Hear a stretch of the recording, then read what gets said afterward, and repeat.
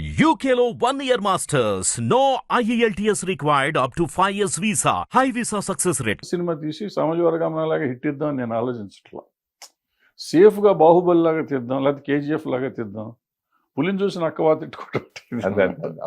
So నువ్వు సామాజిక వర్గంలాగా తీయి సినిమా. 200 సినిమాలు అటువంటివి తీయండి, 150 సినిమాలు ఆడతాయి. మనం అటువంటి తీయట్ల ప్రయత్నం చేయట్లా. మీరు తీసుకోండి 200 సినిమాలు నేను చెప్పాను ఇప్పుడు కింద వచ్చే సినిమాలు. ఈ 200 సినిమాలు పిచ్చి పిచ్చిగా ఉండే సగం ఒక 100 సినిమాలు చూడలేము. మామూలుగా రీజనబుల్గా కూర్చొని ఫ్రీగా టికెట్ ఇస్తే చూడే పరిస్థితి అని ఉండాలి. అవి కూడా ఉంటాయి 100 సినిమాలు. మిగతా 100 సినిమాలు 50 సినిమాలు నేను చెప్పినట్టు కేజీఎఫ్ లాగాను ఏమన్నా సార్ కేజీఎఫ్ కంటే ఎక్కువ ఉంటుంది. కేజీఎఫ్ కంటే ఎక్కువ నాకు ఎందుకురా బాబు, నేను కేజీఎఫ్ చూశాను కదా. బాహుబలి మన ముందేం నిలబడదు సార్ అంటాడు ఇంకోటి వచ్చి. నాకు వద్దురా బాహుబలిని చూస్తాం కదా. వీళ్ళంతా అనవసరం కదా. సో ఇప్పుడు నువ్వు సామాజిక వర్గం ఉన్నది హిట్ ఇస్తాం, ఇంకోటి ఇంక హిట్ ఇస్తారు. అంటే సినిమా పుట్టేప్పటి నుంచి ట్రెండ్ సెక్టర్ ఫిల్మ్స్ అవుతాయి, ప్లస్ ఆ ఇన్స్పిరేషన్ తీసుకుని ఆ ట్రెండ్ ఫాలో అవుతూ ఉంటుంది. ఇప్పుడు మీరు కూడా ఇదివరకు ఆలోచన లాంటి సినిమా ఆ ట్రెండ్ సెక్టర్ సినిమా తర్వాత సేవ వచ్చి కొట్టుకుపోయింది. కానీ మీకు అంటే ఆ నిజంగా చెప్పాలంటే అది అంత గొప్ప సినిమా అది ఆల్రెడీ ఆ సినిమా అప్పుడు. అలా కొన్ని తర్వాత ఇప్పుడు శివ ఇన్స్పిరేషన్ తోటి ఇప్పటికీ వస్తూనే ఉన్నాయి సినిమాలు ఆ ప్యాటర్న్ ట్రెండ్ సెక్టర్ సినిమాలని. సో అది ఫాలో అవుతూ ఉంటారు కదా, దాని గురించి. అదే అనవసరం అంటున్నప్పుడు మనం స్వర్ణక్క తీసాం, అప్పుడు ఉసిరామలం అయిన తర్వాత స్వర్ణక్క తీసాం. ఉసిరామలం అడ్వాంటేజ్ వల్ల నాకు స్వర్ణక్క కూడా బాగా ఆడింది, రీజనబుల్గా డబ్బులు వచ్చినాయి నాకు. బట్ ఉసిరామలం ఈ రోజుగా రికార్డు, నిజం చెప్పాలంటే లెక్కలు తీస్తే ఈ రోజుకి అది రికార్డ్ అయ్యి. ఇన్ని బాహుబలి వచ్చినా కానీ ఉసిరామలం ఇంకా రికార్డ్ అయ్యేది, అంతంత డబ్బు వచ్చింది దీనికి. సో ఎప్పటికప్పుడు మనం కొత్తగా వెరైటీ తీయగలిగిన రోజున ఎప్పుడు బాహుబలి లాంటి కథ రాలేదని కదా. బాహుబలి 30 ఏళ్ల తర్వాత నీకు విఠలాచారి గారి సినిమా వచ్చింది. సో అసలు ఎవరికి అర్థం కాలేదు అసలు ఇటువంటి సినిమాలు ఉంటాయా అని, తెలుగులో తీస్తారని కూడా తెలియదు వాళ్ళకి, వచ్చిన జనరేషన్కి. ఇరగబాదేసింది. మీ స్వర్ణక్క షూటింగ్ టైంలో నేను కూడా వచ్చా. ఇప్పుడు రోజా బాగా ఫైర్ బ్రాండ్ కింద. అంటే ఆ మార్పు అసలు రోజాలో మీరు ఎక్స్పెక్ట్ చేసిన మేము ఎక్స్పెక్ట్ చేయలేదు. ఎప్పుడు అంతలా మార్పు వచ్చి ఆవిడ మినిస్టర్గా అవటం, ఇలా అవటం, దాని గురించి రోజా గురించి మీరు ఏం చెప్తారు? ఏం లేదు, మనిషికి ఒక ఆస్పిరేషన్ ఉంటుంది. ఆ అమ్మాయికి ఎందుకు వచ్చిందో తెలియదు రాజకీయంగా. మొదట తెలుగుదేశంలోకి వెళ్ళినప్పటి నుంచి అప్పట్లో నేను వద్దని చెప్తా ఉండేవాడిని, ఎందుకు నీకు రాజకీయాలు అని చెప్తా ఉండేవాడిని. బట్ అమేజింగ్, తెలుగుదేశంలోకి వెళ్ళి తెలుగుదేశంలో ఏదో ఒక మహిళా నాయకురాలు ఏదో అయ్యింది కొంతకాలం. అక్కడి నుంచి ఈ పార్టీలోకి వచ్చింది, ఈ పార్టీలోకి వచ్చినాక ఎమ్మెల్యే, ఎంపీ, మినిస్టర్ అయిపోయింది. బాగుంది. సినిమా వాళ్ళు రాజకీయాల్లోకి వెళ్ళటం, రాజకీయ నాయకులు సినిమా వాళ్ళని విమర్శించడం, దాని గురించి. సినిమా వాళ్ళు రాజకీయాల్లోకి వెళ్ళటానికి అసలు ఎందుకు అబ్జెక్షన్ ఏంటి? మన మనుషులమే, మనం సిటిజన్స్, భారత పౌరులం మనం. సో ప్రతి పౌరుడికి మన కాన్స్టిట్యూషన్ ప్రకారం ఏ పనైనా చేసుకోవచ్చు. ఎక్కడైనా, ఏ రాష్ట్రంలో అయినా, ఎక్కడైనా, దేశంలో ఎక్కడైనా కాన్స్టిట్యూషన్ నెంబర్ ఏదో ఉంది, 1920 ఏదో ఉంటుంది. దాని ప్రకారం నేను ఏ పనైనా ఎక్కడైనా చేయొచ్చు చట్టబద్ధంగా. సో నేను రాజకీయాల్లోకి నేను వెళ్ళే అర్హత నాకు ఉంది. నాకంటే సినిమా ఇండస్ట్రీలో ఉన్న ప్రతి మనిషికి ఉంది, ఇక్కడ ఈ సిటిజన్ ఆఫ్ ఇండియా కాబట్టి. ఇకపోతే రాజకీయ నాయకులు సినిమా వాళ్ళని అనటానికి వాళ్ళకి అర్హత లేదు. సినిమా వాళ్ళు కేవలం వ్యాపారం చేసుకుంటానికే వచ్చారు ఇక్కడికి. ఇంకొకటి ఏంటంటే వీఆర్ డ్రీమ్ మర్చెంట్స్, అంటే మనల్ని కళలు అమ్ముకునేవాళ్ళం. రాజకీయ నాయకులు స్వార్థంతో వాళ్ళు త్యాగం చేస్తానికి వచ్చారు. వాళ్ళ జీవితాలు త్యాగం చేసి ప్రజల జీవితాలు కాపాడటానికి. అంటే మన కళలు వాళ్ళు సాకారం చేయాలి, మన కళలు నిలబెట్టేవాళ్ళు. సో వాళ్ళు మూసుకుని వాళ్ళ పని వాళ్ళు చేసుకుంటూ ఉండాలి. నేను డబ్బు తీసుకున్నానా తీసుకోలేదు అడుగుతానికి వాడేవాడు. వాళ్ళ విజయసాయి రెడ్డి గారు జూలై 28వ తారీఖున రాజ్యసభలో మాట్లాడింది తప్పది. నేను ఆ రోజు చెప్పాను కదా, ఫస్ట్ మీరే స్పందించారు దాని మీద. ఇమీడియట్గా స్పందించాను. అవును, మీకేం అధికారం? ఇప్పుడు విజయసాయి రెడ్డి గారిని నేను ఆ రోజు అడిగాను, ఈ రోజు అడుగుతున్నా. ఇవాళ 360 మంది అంతమంది కోటీశ్వరులు ఉన్నారు పార్లమెంట్లో. వీళ్ళందరికీ ఎందుకండి ఫ్రీగా ఇస్తున్నారు? వీళ్ళందరికీ జీతాలు ఎందుకు ఇస్తున్నారండి? వీళ్ళకి విమానం ఫ్రీ, ఫుడ్ ఫ్రీ, ఇల్లు free, phone free, car free, car petrol free, PA free, driver free, వంటోడు ఫ్రీ. ఎందుకు? ఎవరి సొమ్ము ఇది? ఇది కాక ఎంపీ ల్యాడ్లని ఇస్తే వాళ్ళు ఇష్టం వచ్చినట్టు ఎవరికి పడితే ఆడికి ఇచ్చుకోవచ్చు. వీళ్ళందరూ కోటీశ్వరులు. వాళ్ళు చివరికి పార్లమెంట్లో టీ తాగుతుంటే మనం ఇక్కడ బయటకు మనం 3 రూపాయలు తాగితే వాళ్ళు రూపాయికి టీ ఇస్తారు. అవును. వాళ్ళు అంత అడుక్కుంటున్నారా? వాళ్ళ అది తగ్గించమని అడిగారు వీళ్ళు. అవును, అవును.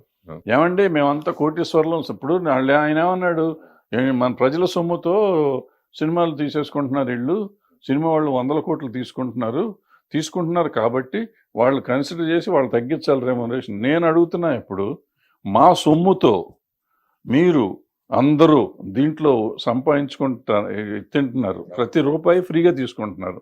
ఈ ఫ్రీలు తీసేయండి, జీతం తీసుకోండి, జీతాన్ని వద్దంట్లో. అప్పుడు ఇంకా ఎక్కువ తీసుకుంటారు, లంచాలు గించాలి ఇవన్నీ. అప్పుడు లంచాలు ఎట్టగా తీసుకుంటున్నారు? లంచాలు మానుతున్నారా ఏంటి వీళ్ళు? ఓకే, నేను లంచాల గురించి మాట్లాడతలా. లంచం ఎందుకు అది, ఎందుకంటే లంచం అది వెనక నుంచి వస్తుంది కాబట్టి దాని గురించి మాట్లాడతలా. తీసుకునే వాళ్ళు తీసుకున్నారు, లేని వాళ్ళు లేరు. నేను అనేది ఏంటంటే ఈ ముందు నుంచి వచ్చేవి ఉన్నాయి, ఇప్పుడు త్యాగం చేయాలి కదా. ఇప్పుడు నన్ను త్యాగం చేయమంటున్నావు నువ్వు. నేను బిజినెస్ చేసుకునేవాడిని, నేనేమి దీనికి రావట్లా. నాకు వచ్చే ప్రతి రూపాయి నేను సంపాదిస్తే టికెట్ కొంటే టికెట్ మీద వచ్చే రూపాయిలో 10 పైసలే ప్రొడ్యూసర్కి వస్తుంది. అంటే ప్రొడ్యూసర్ పిచ్చోడా? ఓ హీరోకి 100 కోట్లు 200 కోట్లు ఇస్తానికి అతను ఎన్ని 10 పైసలు వసూలు చేసుకుంటే అతను డబ్బు వస్తుంది? అంత కష్టమైన వ్యాపారం చేస్తూ ఇతనికి 100 కోట్లు ఇస్తున్నాడంటే అది ఎంత ఆలోచించిస్తాడు? అంత పిచ్చోడే ఇవ్వడు కదా. మరి అటువంటి వ్యాపారం చేస్తున్న వాళ్ళని ఇక్కడ నువ్వు ఏమీ చేయకుండా ఎలక్షన్లో గెలిచిపోయి మా సొమ్ముతో మిమ్మల్ని ఉద్ధరిస్తామని చెప్పి వచ్చి మొత్తం ఫ్రీగా తీసుకుంటూ దేశాన్ని దోసుకు తింటా ఉంటే మిమ్మల్ని గురించి మేము మాట్లాడాలా, మమ్మల్ని గురించి మీరు మాట్లాడాలా? ఓకే, ఎవరు మాట్లాడాలి? సినిమా వాళ్ళ గురించి రాజకీయ నాయకులు మాట్లాడాలి, రాజకీయ నాయకుల గురించి సినిమా వాళ్ళు యాజ్ ఇట్ ఈస్గా ప్రజలు. సినిమా వాడైనా కానీ ప్రజ. నేను రాజకీయ నాయకుడిని తిట్టే హక్కు నాకు ఉంది, కానీ నేను వ్యాపారం చేసుకునేవాడిని తిట్టే హక్కు, నేను తప్పు చేశానుకో, నేను ఇన్కమ్ ట్యాక్స్ ఎగ్గొట్టాను, లేకపోతే దొంగ రవాణా చేశాను, లేకపోతే ఏదో ప్రాసిక్యూషన్ చేశాను, నా మీద కేసు పెట్టిను. చట్ట వ్యతిరేక చర్య నేను చేస్తే మాట్లాడే హక్కు నీకుంది. నా జీతాన్ని గురించి మాట్లాడే హక్కు నీకే ఉంది. నీకేమన్నా ఉంటే గట్టిగా మాట్లాడాలంటే, అయ్యో అండి సినిమాల ఇండస్ట్రీలో కార్మికులకు తక్కువ ఇస్తున్నారండి అని చెప్పు. నిజం అయ్యి ఉంటే అది నిజం అబద్ధం మేము చెప్తాం. అంతే తప్ప వాడని తీసుకున్నాడు వీడిని తీసుకున్నాడు నువ్వే ఓడిపోయా, నువ్వు తీసుకునే దాని గురించి మాట్లాడు. నేను I would have been happy అండి. ఆయన ఏమండి మనంతా డబ్బు ఉన్నవాళ్ళం ఇంత తీసుకుంటున్నాం, ప్రజల సొమ్ము వేస్ట్ అయిపోతుంది, మనం ఇవన్నీ క్యాన్సిల్ చేద్దాం అని ఒక మాట అని ఉంటే అసలు ఆయన కాళ్ళకి దండం పెట్టేవాడిని. అంటే ఆయన విజయసాయి రెడ్డి అలా మాట్లాడినప్పుడు మీలాంటి వాళ్ళు అరా కొర్ర మాట్లాడారు. ఇంకా ఒకసారి ఆ ఫంక్షన్లో చిరంజీవి గారు మాట్లాడేటప్పటికి వరుసగా మీద అడిపారు పొలిటికల్ అందరూ కూడా, పకోడీ గాళ్ళు అని ఇట్లా రకరకాలుగా కామెంట్ చేయడం. ఎందుకు పరిశ్రమ నుంచి ఎవరు స్పందించలేకపోయారు? మనకి సిగ్గులేదు. చివరికి చిరంజీవి గారు చెప్పారు, చిరంజీవి గారికి హ్యాట్స్ ఆఫ్. ఎందుకంటే ఇంతకాలానికి ఆయన ధైర్యం చేసి చెప్పాడు. అది ఆయన మాట్లాడు మామూలుగా ఎప్పుడు మాట్లాడాడు ఫస్ట్ టైం మాట్లాడాడు. ఎవరు నిలబడ్డారు, ఎవరు మాట్లాడారు అసలు? నేను ఆయనకి పర్సనల్గా చెప్పా, ఏమంటే మీకు ఎవరు రారు, ఆయన సీఎం దగ్గరికి వెళ్ళినప్పుడు చెప్పి ఎవరు రారు మీరు ఇంట్లో ఇన్వాల్వ్ అవుద్దని ఆయనకి చెప్పాను. ఆయన కోపం వచ్చాడు. సీఎం దగ్గరికి వెళ్ళారు వీళ్ళందరిని తీసుకుని, ఆ రోజే చెప్పా మీరు ఇందులో ఏలు పెట్టొద్దు, ఇదేంటి తేనె తుట్టిది, మిమ్మల్ని కరుస్తే తప్ప ఎవరు రారు మీ దగ్గరికి అని చెప్పాను ఆయనకి. అడగండి మీరు, నేను చెప్పానో లేదు అడగండి. ఓకే ఓకే ఓకే చెప్పాను. ఆయన చెప్పారు రారు, ఎందుకు వస్తారు వాళ్ళు? వాళ్ళ అవసరానికి చిరంజీవి గారిని వాడుకుంటారు, మామూలుగా కాదు అసలు. వాళ్ళు వాడుకుంటారు. ఈయన అమాయకుడు పడిపోతూ ఉంటాడు. చెప్పానండి ఆయన నా బాధ్యతగా నేను చెప్పాను. నా సంబంధం లేదు ఇక ఎంత మనకేం, నన్ను ఇంట్లో మనిషిం కాదు, కట్టేసి వెళ్తానికి వీల్లేదు అనలేం కదా. మనకు ఇప్పుడు మామూలుగా మనలో మనకి కొంచెం శత్రుత్వంగా ఉంటాం. ఒక పార్టీలో కొంతమంది ఉంటారు, ఇంకో పార్టీలో కొంతమంది ఉంటారు. టీడీపీలో కొంతమంది ఉండొచ్చు, వైసీపీలో కొంతమంది. ఇంకా వీళ్ళు మళ్ళీ ఇప్పుడు పోసాన్ గారు లాంటి కానీ ఇటువంటి కాంట్రవర్సీ కానీ మాట్లాడడం, ఒకళ్ళు తిడతాం కానీ ఇంకోళ్ళు తిడతాం కానీ, సినిమా వాళ్ళకి గొడవ, ఆ రాజకీయాల వాళ్ళు సినిమాలు కొట్టుకోవడం, దెబ్బలాడుకోవడం, వాటి గురించి మీరేం చెప్తారు? అంటే నేను వాళ్ళు సినిమా వాళ్ళుగా నేను కన్సిడర్ చేయను, బయట తిట్టుకోవటం మొదలెడుతుంది. ఎందుకంటే ఇతను ఎక్కువ అతను తక్కువ అనేది లేదు, అందరూ అదే మాట్లాడుతున్నారు. ఆ భాష బాగలేదు, చండాలంగా ఉంది భాష. ఈ భాష చండాలంగా ఉంది, మాట్లాడే తీరు బాగోలేదు, ఒకళ్ళనొకళ్ళు తిట్టుకోవటం బాగలేదు, ఒక పద్ధతి బాగలేదు. ఈ సంస్కారహీనంగా ఉన్న వాళ్ళు ఏ పార్టీ వాళ్ళైనా పర్లేదు, ఏ పార్టీ వాళ్ళైనా చండాలంగా ఉంది. అది సినిమా వాళ్ళలో ఉండటం చాలా బాధపడాలి మనం. ఎందుకంటే మనం జనానికి ఒక ఎంటర్టైన్మెంట్ పంచడానికి వచ్చాం తప్ప మనం ఏం చేస్తాం లేదు. వీళ్ళు అవకాశం ఉంటే ఎంటర్టైన్మెంట్తో పాటు ఎన్లైటన్ కూడా చేస్తానికి వచ్చాం. ప్రజల్ని ఆలోచింపజేసేవాళ్ళం మనం. ప్రజలకి ఎంటర్టైన్మెంట్ ఇచ్చేవాళ్ళం, మనం చాలా తక్కువ డబ్బులతో ఎంటర్టైన్మెంట్ ఇచ్చి ఎన్లైటన్ చేయగలుగుతున్నాం. అటువంటి మనం ఈ ద్వేషభావాన్ని ఎప్పుడైతే పెంచుతున్నామో ఆ సినిమాల్లో కానీ బయట కానీ అది చాలా తప్పు, అది అవసరం లేదు మనకి. ఇప్పుడు ప్యారడీలు తీయటం వేరు, లేదంటే ఓ సినిమాలో మనం ఇప్పుడు రామారావు గారి మీద వాళ్ళు తీశారు, ఎవరు మన కృష్ణ గారు వాళ్ళు తీశారు. యాష్ వాళ్ళు కనపడితే రామారావు పిలిచి ఏం బ్రదర్ బాగా చేశారు అన్నారు ఆట. సో అలా ఉండాలి మనం కూడా, అంత స్పోర్టివ్గా ఉండాలి. అది వదిలిపెట్టి వాళ్ళు బూతులు తిట్టి, వాళ్ళు తిట్టారు కదా అని మనం వాళ్ళని బూతులు తిట్టి ఎక్కడికి వెళ్తాం? సంస్కారం ఎక్కడికి పోతుంది? మనం మనుషులమా ఇంకేమన్నా? అసలు అర్థం కావట్లేదు. సిగ్గుపడాల్సిన విషయం అది. ఎవరైనా కానీ ఒక పర్టికులర్ పేరు కాదు, మనం చాలామంది ఉన్నారు, అనవసరం పేర్లు ఎత్తడం. మీరెందుకు రాజకీయాలకు దూరంగా ఉన్నారు? మనకి రాజకీయం వస్తున్నాం, ఇట్లా మాట్లాడితే ఎవడిస్తాడు మన రాజకీయంలో?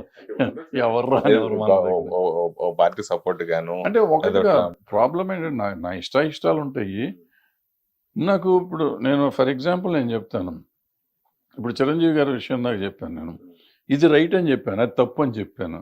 నేను ఒక చోట ఉండి వాళ్ళని రైట్ తప్పు అంటే ఒప్పుకోరు, ప్రతిదానికి రైట్ అంటేనే ఒప్పుకుంటారు ఎవరైనా కానీ. ఈ సమాజం వాళ్ళు ఎట్టా ఉందంటే నేను అన్నిటికీ ఊ కొడతాం, చిడతల్లాగా తయారైతే బాగుంటుంది. మంచి ఏంటి చెడు ఏంటి అని చెప్తే ఎవరికి నచ్చదు. సో పొలిటికల్ పార్టీ కూడా సేమ్ ప్రాబ్లం అవుతుంది. అంటే మీకు భవిష్యత్తులో ఎవరైనా ఆఫర్ చేస్తే మీరు రాజకీయాలకు ఆల్రెడీ ఆఫర్ చేశారు నాకు, నేను ఎప్పుడు దాన్ని పెద్ద ఇంట్రెస్ట్ చూపించలేదు. ఎందుకనంటే ఇదే చెప్తున్నా కదా, ఇదే ప్రాబ్లం. రకరకాలు ఉన్నాయి నాకు. సమస్య అంటే ఆన్ రికార్డ్, నేను ఆన్ కెమెరా నేను కొన్ని చెప్పకూడదు. ఈ మధ్యన అప్పుడప్పుడు సడన్ గా మీరు కొంచెం అంటే ఆ సందర్భోచితంగా మాట్లాడినా మీరు మాట్లాడేది బాగా వైరల్ మొత్తం రివర్స్ అవటం, కాంట్రవర్సీ అయిపోవడం, కాంట్రవర్సీలు ఇరుక్కుపోవటం. అట్లా రీసెంట్గా మొన్న జరిగిన ఛాంబర్ ఎలక్షన్స్ కూడా ఏంటి ఎంత దారుణంగా ఉంటుందని మీరు అలా చెప్పడం, అది చాలా మంది బాధపడ్డారు ఆ విషయాల్లో. అది ఎందుకు అట్లా మీరు ఎందుకు బాధపడుతుంది? దాంట్లో ఎందుకు బాధపడాలి? ఛాంబర్ మనం ఎందుకు పెట్టుకున్నాం? ఛాంబర్ ఎందుకు పెట్టుకున్నాం? సినిమా ఇండస్ట్రీలో ఉన్న అన్ని శాఖలకి మంచి చేయటానికి పెట్టుకున్నాం. మీరు కూడా ఛాంబర్ చేశారు కదా, దాన్ని ఎందుకు పెట్టుకున్నాం? దాన్ని వదిలిపెట్టి ఆ పబ్లిసిటీ ఏంటి, ఆ క్యాన్వాసింగ్ ఏంటి, ఆ డబ్బులు ఏంటి, ఆ ఖర్చు ఎంత పెట్టారు, ఆ వెనక పోస్టర్స్ ఎంత పెట్టారు, ఎవరి కోసం పెడుతున్నాం? ఏం చేస్తానికి అక్కడ ఏమైనా ఉందా? డబ్బులు ఉన్నాయా? దోసుకెళ్తానికి వచ్చాం మనం. ఎందుకు బాధపడకూడదా? కోప్పడకూడదా? దానికి కొంతమంది అదే బాధిస్తుందని వాళ్ళు బాధపడ్డారంటే వాళ్ళకి ఏముందో మరి. వాళ్ళు వేరే ఆలోచన ఉండకపోతే నేను చెప్తున్నానమ్మా, ఒకవేళ ఎవరన్నా అట్లా నన్ను గురించి అనుకుని ఉండుంటే, అన్నట్టు నా నోటీస్కి అయితే రాలేదు, ఒకవేళ నిజంగా అనుకుని ఉంటే వాళ్ళకి వేరే చింతన ఉండి ఉంటుంది, అక్కడ ఏదో డబ్బులు దొబ్బుతానికి వెళ్ళి ఉంటారు, వాళ్ళ ఆలోచన ఉండి ఉంటుంది. అవకాశం లేదు కదా అసలు. ఉందేమో వాళ్ళకి, మనకేం తెలుసు? ఎందుకు బాధపడాలి? నేను ఏమన్నాను, డబ్బులు వేస్ట్ చేయటం ఎందుకు? మనం అంతా చూసిన వాళ్ళమే కదా, అంతంత డబ్బు ఎందుకు ఖర్చు పెట్టాలి? ఇంత డబ్బు ఖర్చు పెట్టే మనం 1000 రూపాయలు పెన్షన్ ఇస్తే పాపం ప్రొడ్యూసర్ లైన్లో వచ్చి తీసుకుంటున్నారు కొంతమంది, ఎగ్జిబిటర్లు ఇబ్బందులు పడుతున్నారు, డిస్ట్రిబ్యూటర్లు ఇబ్బంది పడుతున్నారు, అందరికి 1000 రూపాయలు 2000 రూపాయలు ఇవ్వాలనే పరిస్థితి కూడా ఉంది మన దగ్గర. నువ్వు ఆ రోజున ఖర్చు పెట్టిన దగ్గర 25-30 లక్షలు, 1 కోటి రూపాయలు కూడా అయ్యిందేమో నాకు తెలియదు ఖర్చులు మొత్తం అందరికి కలిపి. అంత డబ్బు అక్కడ డిపాజిట్ చేసి నువ్వు చాలా మందికి సేవ చేసి ఉండొచ్చు కదా. ఇప్పుడు నేను సేవ చేస్తానికి వస్తాననే కదా అక్కడికి వెళ్ళేది. ఇందాక నేను రాజకీయ నాయకులను తిట్టినట్టు ఛాంబర్లో సేవ చేయడానికి ఎందుకు వస్తున్నావు? నువ్వు ఇండస్ట్రీకి సేవ చేయటానికి, అంతే కదా. 24 కార్ప్స్ బాడీ కదా అది. ఇండస్ట్రీకి సేవ చేస్తానికి నువ్వు వచ్చినప్పుడు ఎందుకు డబ్బు ఖర్చు పెడుతున్నావు? ఏంటి నీ ఉద్దేశం ఏంటి? ఇండస్ట్రీ మంచి, ఇప్పుడు డబ్బు ఖర్చు పెట్టి నువ్వు నాయకుడు అవుదాం అనుకున్నా అయిపోయింది కదా. నువ్వు నీ ఇంటెన్షనే రాంగ్గా ఉంది అక్కడ. ఇంకా నువ్వు బాధపడతావు ఎందుకు? నేను అన్న మాటకి బాధ ఎందుకు పడాలి? పడితే నీ తప్పు, నా తప్పు కాదు. నేను రాజకీయ నాయకుడిని తిట్టే నాకు హక్కు ఉన్నప్పుడు నువ్వు ఎలక్షన్ చేసినప్పుడు ఇక్కడ కూడా తప్పే కదా. మన సినిమా వాళ్ళని మాత్రం తిట్టకూడదు, వాళ్ళని మాత్రం తిట్టాలి. దాసరి గారి దగ్గర మీరు, సి కళ్యాణ్ గారు, వీళ్ళందరూ కూడా ఆయన అడుగుజాడల్లో సమస్యలు వచ్చినా పరిష్కరిస్తూ చేస్తూ వచ్చారు. ఇండస్ట్రీకి సంబంధించి ఏ ప్రాబ్లం వచ్చినా. అలాంటిది సి కళ్యాణ్ గారు మొన్న ఓడిపోవడానికి మెయిన్ రీజన్ ఏంటి మీ దృష్టిలో? ఓడిపోలేదు, ఆయన గెలిచాడు కదా, ఆయన గెలిచాడు. ఇప్పుడు అది ఎలక్షన్ అన్నాక మామూలే. ఇప్పుడు ప్రొడ్యూసర్ సెక్టర్లో ఆయన గెలిచాడు, అందరూ గెలిచారు. ప్రొడ్యూసర్ సైడ్ నుంచి ఈయన గెలిచాడు, ఆయన గెలిచాడు. వాళ్ళకి ఆయనకి మెజారిటీ ఉంది, ఆయన వచ్చాడు, అంత సింపుల్. దాంట్లో ఓడిపోవటానికి కారణం వేరే కారణాలు ఏమి ఉండవు. ఇప్పుడు అందరూ ఇప్పుడు గ్రూపులు అయిపోయినాయి కదా, గ్రూపుల మీద అట్లా వస్తూ ఉంటుంది. ఒకళ్ళు ఓటమి ఒకళ్ళు గెలుపు కామనే కదా. అయితే కళ్యాణ్ గారు మీతో బాగా అవినాభావ సంబంధం కదా, ఆయన ఓడిపోవటానికి రీజన్ ఏంటి అన్నారు? రీజన్ ఏం లేదమ్మా, రాజకీయం ఇదంతా రాజకీయం ఏముంటుంది, రాజకీయమే, ఎవరి రాజకీయం వాళ్ళకు ఉంటుంది. దాని గురించి ఏం మాట్లాడతాం మనం, మనకి నిజంగా నాకు పట్టించుకోవటం కూడా లేదు, 5 ఏళ్ళ నుంచి అట్లా పట్టించుకోవట్లేదు. ఎందుకు అట్లా దూరంగా ఉంటాయి? ఎందుకు, ఏముంది దాంట్లో?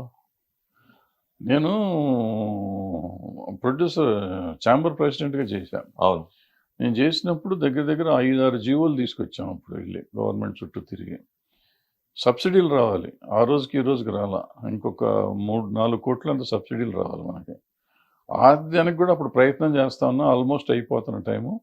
2 months 3 months extension general body meeting పెట్టి తిరుపతిలో జనరల్ బాడీలో యాక్సెప్ట్ అయిపోయింది 3 months ఎక్స్టెన్షన్కి. ఆ ప్రెసిడెంట్కి ఇంకో 3 నెలలు బాడీ అంతా ఉండేటట్టు, తర్వాత ఎలక్షన్ పెట్టేటట్టు.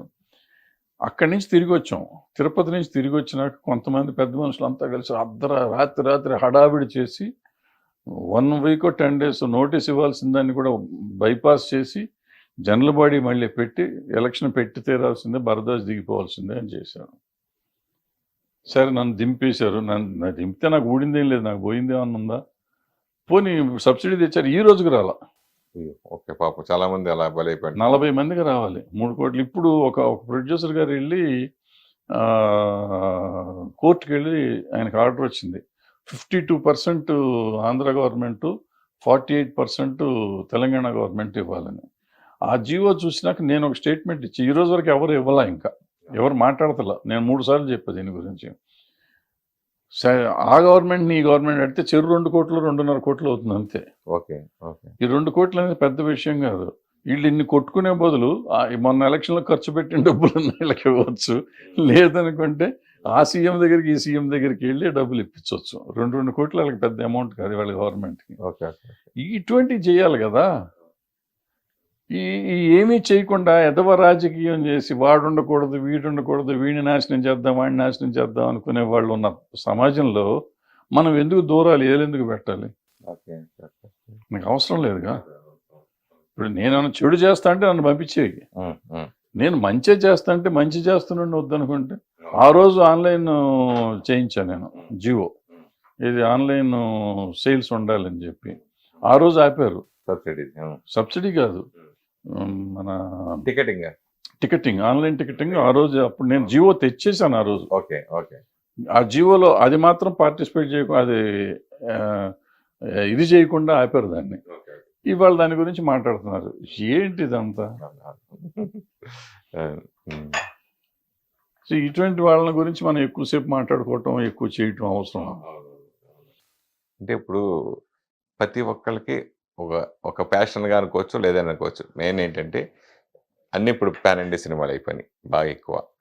ఆ మోజులో కొంతమంది యంగ్ హీరోలు కూడా చాలామంది ఇది పాన్ ఇండియా సినిమా చేయాలని చెప్పేసి దర్శకులతో ఆ టైప్ కథలు మనం రెడీ చేయించుకోవడం, తర్వాత ప్రొడ్యూసర్ ప్రెషర్ వాళ్ళు చేయడం, చివరికి రిలీజ్ టైంకి వచ్చేటప్పటికి అది పాన్ ఇండియా సినిమాగా కాకుండా ఓన్లీ సౌత్ ఇండియా సినిమాలో 2 తెలుగు తమిళ ఇట్లా చేయడం ఆగిపోవడం, రియల్గా అనుకున్నది మళ్ళీ ఇలా మారటం, ఇట్లా ఎక్కువ సంఘాలు జరుగుతాయి, మనం చూస్తూనే ఉన్నాం. దాని గురించి అంటే అసలు పాన్ ఇండియా అని అనుకున్నవాడు ఒక డాష్ వాడు. పాన్ ఇండియా సినిమా తీస్తున్నానని చెప్తే వాడు డాష్ నా ఉద్దేశంలో. ఎందుకంటే నేను పుట్టక ముందు నుంచి సినిమాలన్నీ అన్ని భాషలో తీశారు. నా చిన్నప్పుడు భానుమతి గారు 3 భాషలో డైరెక్ట్ చేశారు ఒకేసారి, చండీరాణి అనుకుంటా.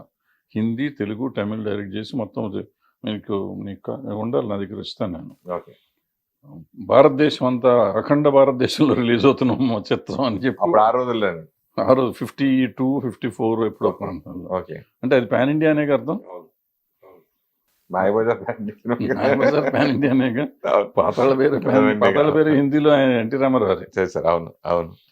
ఎన్ని సినిమాలు, తమిళ్లో సినిమాలు ఎన్ని ఉన్నాయి, తెలుగులో సినిమాలు ఎన్ని ఉన్నాయి, రోజా ఏంటి, బొంబాయి ఏంటి, ప్రేమికుడు ఏంటి, ఇవన్నీ సినిమాలు వచ్చేసినాయి కదా, సూపర్ డూపర్గా చేసినాయి. అయితే అప్పుడు లేని పాన్ ఇండియా ఇవాళ కొత్తగా ఎందుకు వచ్చి, ఊరికే మాట మారింది కాబట్టి మారుస్తున్నాం మనం అంతే. ఒకటి. రెండో పాయింట్, ఇప్పుడు నేను చెప్పిన సినిమాలన్నీ ప్లస్ ఇప్పుడు ఆడిన సినిమాలు పాన్ ఇండియా అనేది ఎప్పుడు వచ్చింది? బాహుబలి బాహుబలి తర్వాత కేజీఎఫ్, RRR కదా. ఈ 3 సినిమాలు అంతకు ముందు సినిమాలు. కానీ ఇది ఏదైనా పాన్ ఇండియా కోసం తీసిన సినిమాలు ఎట్లాగో నాకు చెప్పండి. వాళ్ళు తెలుగు కథలే తీశారు. వాళ్ళు ఈ 3 సినిమాలు తెలుగు కథలే తీశారు. 1000 కోట్లు వచ్చినాయి. దంగల్ అని ఒక సినిమా వచ్చింది. వాళ్ళు వాళ్ళ ఊరు కథే తీశారు. ఊరు కథ, విలేజ్లో కథ తీశారు వాళ్ళు. అది వీటితో పాటు చేసింది. అది కానీ ఈ 3 సినిమాలు కానీ కాంతారా వాళ్ళ ఊరు కథ తీశారు. అది 300 కోట్లు చేశారు. ఏమంటే కేజీఎఫ్ వాళ్ళ ఊరు కథ తీశారు. అది 2 కేజీఎఫ్లు ఇరగబాదేసినాయి. బాహుబలి నా చిన్నప్పుడు విఠలాచార్య గారి సినిమా అనేది, అది 1000 కోట్లు చేసింది. 2 సినిమాలు 2,000 కోట్లు చేసింది. 2 సినిమాలు చేసినాయి. సో వాళ్ళు ఎవరు చేయలే. ఇప్పుడు వచ్చిన మీరు సోకాల్ తర్వాత పాన్ ఇండియాకి అనుకుందాం కొంచెంసేపు. మొన్న పిల్లడు నిఖిల్ సినిమా ఒకటి వచ్చింది, స్పై కాదు, దానికి ముందు కార్తికేయ 2 అతను తెలుగు సినిమా తీసుకున్నాడు. అది హిందీలో డబ్ చేసి రిలీజ్ చేస్తే అది హిందీలో కూడా హిట్ అయింది, పెద్ద హిట్ అయింది. నేను చెప్పొచ్చేది ఏంటంటే, నీ భాషని నమ్ముకుని నీ కథ నువ్వు సినిమా తీయి. మన సినిమా అనేది అందరికీ నచ్చేదే. మనం రీమేక్లు ఎందుకు చేస్తున్నాం? చాలా సినిమాలు మనకు అన్ని భాషలో రీమేక్ అయిన సినిమాలు ఉన్నాయి మన తెలుగు సినిమాలు. అంటే పాన్ ఇండియాలేగా. కథ కావాలి, కథ పాన్ ఇండియా ఉండాలి. కథలో ఆర్టిస్టులు కాదు. ఇక్కడ ఏంటంటే హంగులతో పాన్ ఇండియా అంటున్నారు. నువ్వు కథ సినిమా తీస్తే ఆ కథ ఆటోమేటిక్గా పాన్ ఇండియా అవుతుంది. ఇప్పుడు పుష్ప 2 కూడా వస్తుంది. పుష్ప ఉంది, మన ఇందాక చెప్పిన దాంట్లో పుష్ప ఉంది. 2 లేదు, పుష్ప ఇక్కడ కథేగా తీసుకున్నాడు ఆయన. దాంట్లో ఏముంది? ఎర్రచందనం, నీ సూపే బంగారం అంటే మరి వాళ్ళు కూడా చూస్తారు. ఊ అంటావు హిందీ సాంగ్, అది తమిళ సాంగ్, అన్ని భాషల్లో హిట్ అవ్వాలా. సో మనం అన్నీ ఏదో రాంగ్ నోషన్లో బతికేస్తూ ఉంటాం. మనం ఎవడో పాన్ ఇండియా అని పెట్టాడు. ఇప్పుడు అతను రాజమౌళి ఒక మంచి మార్కెటింగ్ ఆయన రకరకాల పేర్లు పెడతాడు. ఆయన పెట్టిన పేర్ల పులిని చూసి నక్క వాత పెట్టుకున్నట్టు మనం వెళ్ళిపోయి మనం చేసుకుని ఏమండి, ఏ సినిమా చెప్పండి హిందీలో ఎక్సెప్ట్ సాహో, ఏ సినిమా హిందీలో పే చేసింది చెప్పండి? మనం పాన్ ఇండియా అని చెప్తున్న సినిమాల్లో మన దగ్గర పాన్ ఇండియా అనకుండా ఉన్న సినిమాలన్నీ హిట్ అయినాయి. ఇప్పుడు కాంతారా రిలీజ్ చేసిన 2 వారాలు గ్యాప్ ఇచ్చి అన్ని భాషలో రిలీజ్ చేస్తే మళ్ళీ సూపర్ హిట్ అవ్వాలా? అంటే దాని అర్థం ఏంటంటే, నువ్వు నీ రీజనల్ సినిమా నువ్వు తీసుకునేటప్పుడు బాగా తీసుకో. కొంచెం ఏమో బయట ఎంత వస్తుందేమో అనుకో, 2 కోట్లు ఎక్కువ అయితే అవుతుంది. అప్పుడు ఆటోమేటిక్గా రిలీజ్ అయ్యి నీకు కంటెంట్ బాగుంటే అవుతుంది. ఆయన చార్లీ అని తీశాడు, చిన్న సినిమా, కుక్క మీద సినిమా. అది కూడా పాన్ ఇండియా వచ్చిందిగా. ఎందుకు రావు సినిమాలు? ఇందాక చెప్పిన కార్తికేయ 2 అతనికి మా 12-13 కోట్లు ఇక్కడ తీసుకున్నారు. అది 100 కోట్లు చేసిందిగా. మరి ఇంకేంటి పాన్ ఇండియా? తొక్కలో పాన్ ఇండియా అని ఎందుకు? మనం మోసం చేసుకుని దాన్ని ఖర్చు పెట్టుకుని రూపాయి తీసుకునే వాడికి ₹2, ₹10 మనం రెమ్యునరేషన్ ఇచ్చి, పాన్ ఇండియా కాబట్టి ₹10 రెమ్యునరేషన్. ఏమన్నా ఎక్స్ట్రా తీస్తున్నావా? నేను ఇందాక చెప్పిన చండీరాణి 3 భాషల్లో తీశారు. పూర్వకాలం సినిమాలు మీరు మైండ్ ఇట్, అన్ని భాషల్లో తీసేవారు. వీలైతే 3 భాషలకి 3-3 నటులను కూడా మార్చేవారు, సైమల్టేనియస్ షూటింగ్ చేస్తూ. తెలుగుకి వీళ్ళు, హిందీకి వాళ్ళు, తమిళకి వీళ్ళు అని చెప్పి హీరో హీరోయిన్లు కాకుండా మిగిలిన వాళ్ళందరూ మార్చారు. సపోర్టింగ్ కొన్ని చాలా తక్కువ. అది పారాడబ్బింగ్ లాగా చేస్తున్నారు. అది కాదు, సినిమా షూటింగ్ అప్పుడే నా షార్ట్ తీసి మళ్ళీ మీ షార్ట్ తీస్తారు. అట్లా తీసినవి ఉన్నాయి సార్. తీసేవారు సినిమాని. అది పాన్ ఇండియా అంటే ఒక రకంగా. ఇదేం పాన్ ఇండియా అండి? ఇది మోసం, ఒకరినొకరు మోసం చేసుకోవడం. మనం మోసం చేసుకోవటం. ఎవరిని మోసం చేయట్లా, మనం మోసపోతున్నాం. మనం మోసం చేసుకుని మనం మోసపోతున్నాం. ఇప్పుడు మనం కొన్ని టైంలో కొన్ని హిట్స్ రకరకాల చూస్తూ ఉంటాం మనం.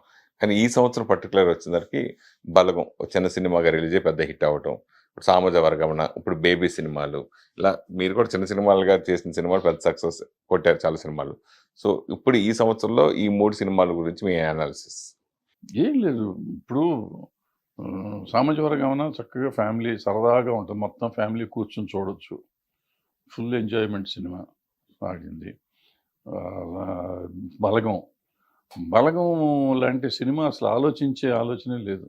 అతను ఇప్పుడే కాదు, 5-6 ఏళ్ల కింద 7 ఏళ్ల కింద వేణు కాదు దిల్ రాజు ఆ సినిమా తీశాడు.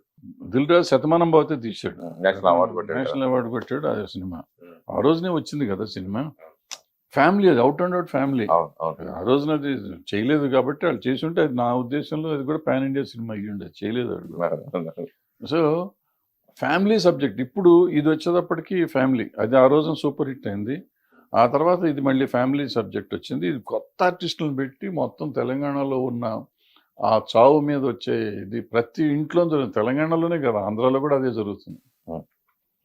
ప్లస్ మీకు అక్కడ చక్కగా కాకి సెంటిమెంట్ పెట్టి అంటే నీళ్ళు మనం అందరం కలిసి ఉంటేనే మనం నమ్మకం కాకి ముట్టుకుంటాం. ఎందుకంటే మన వాళ్ళ ఆత్మ శాంతించాలంటే వాళ్ళ కోరిక నెరవేరాలి, చచ్చిపోయే ముందు కోరిక నెరవేరాలి.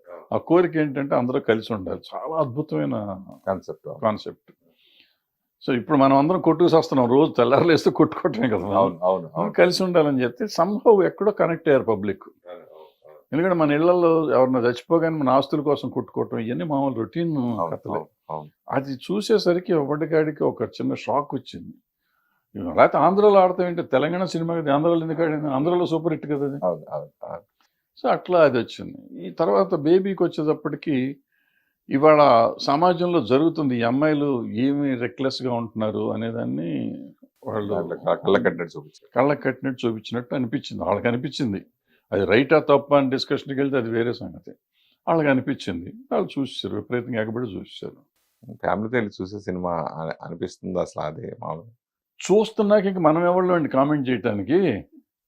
ఇప్పుడు నాకు నచ్చి నేను చూసేస్తున్నా కానీ అది కరెక్టా తప్పు అంటే 100 కోట్లు అయిపోయింది. అయిపోయింది. మన ఇప్పుడు నువ్వు తప్పు తప్పు అయితే ఏంటయ్యా అంటాడు. మనం తప్పు అన్నాం అనుకో, అయితే ఏంటి, జనం చూస్తున్నారు కదా. రామారావు ఏమన్నాడు, జనం మెచ్చిన సినిమా అన్నాడు. మనం ఇప్పుడు నేను అద్భుతమైన సినిమా తీసా చూడలా, ఇంకేముంది.